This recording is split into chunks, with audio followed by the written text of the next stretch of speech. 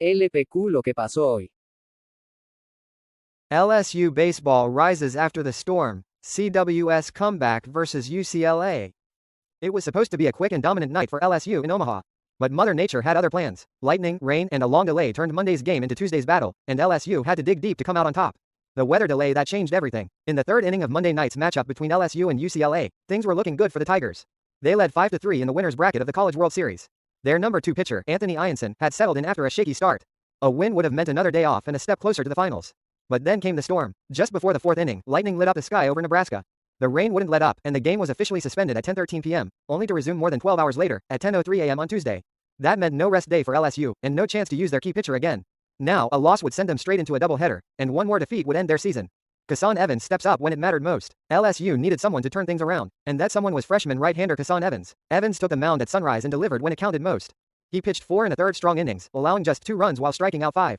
No walks, no extra base hits, just calm, consistent baseball. Coach Jay Johnson knew he could count on Evans. He told me once the game resumed, I'd be pitching, said Evans.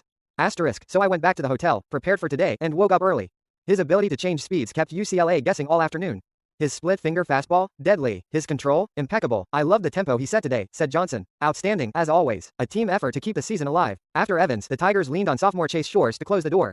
And boy, did he deliver. With 2 outs and the bases loaded in the 8th, Shores entered the game needing just 1 pitch to get the job done, a soft ground out to shortstop Stephen Milam. Felt incredible, said Shores. If I can do it in 1 pitch and save my arm, even better. Shores wrapped it up in the 9th with ease, sealing the 9-5 victory. Offense kept rolling even after the storm. The LSU bats didn't slow down when play resumed. 4 runs came across in the 4th, including RBI singles from Milam and sophomore Jake Brown. Later in the 5th, junior Daniel Dickinson added another run with a clutch single to right field. It wasn't my best hit, but we'll take it, Dickinson said with a smile. And in the 8th, junior Jared Jones drove in his 4th run of the game with a single that pushed the lead to 9-5. Before the weather delay, LSU had already made its mark, scoring 4 in the 1st, thanks to a 3-run homer from Jones.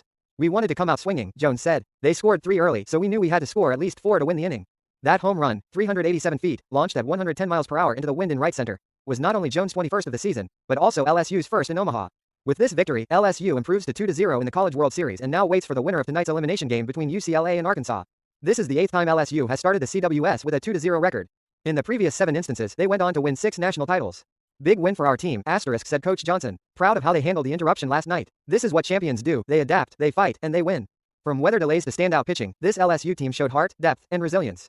With players like Evans, Shores, and Jones stepping up when it mattered most, the Tigers are proving why they belong in Omaha. What a way to keep the season alive, and what a story to follow as the College World Series continues.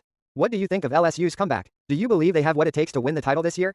Leave your comment below. Subscribe for more College World Series analysis.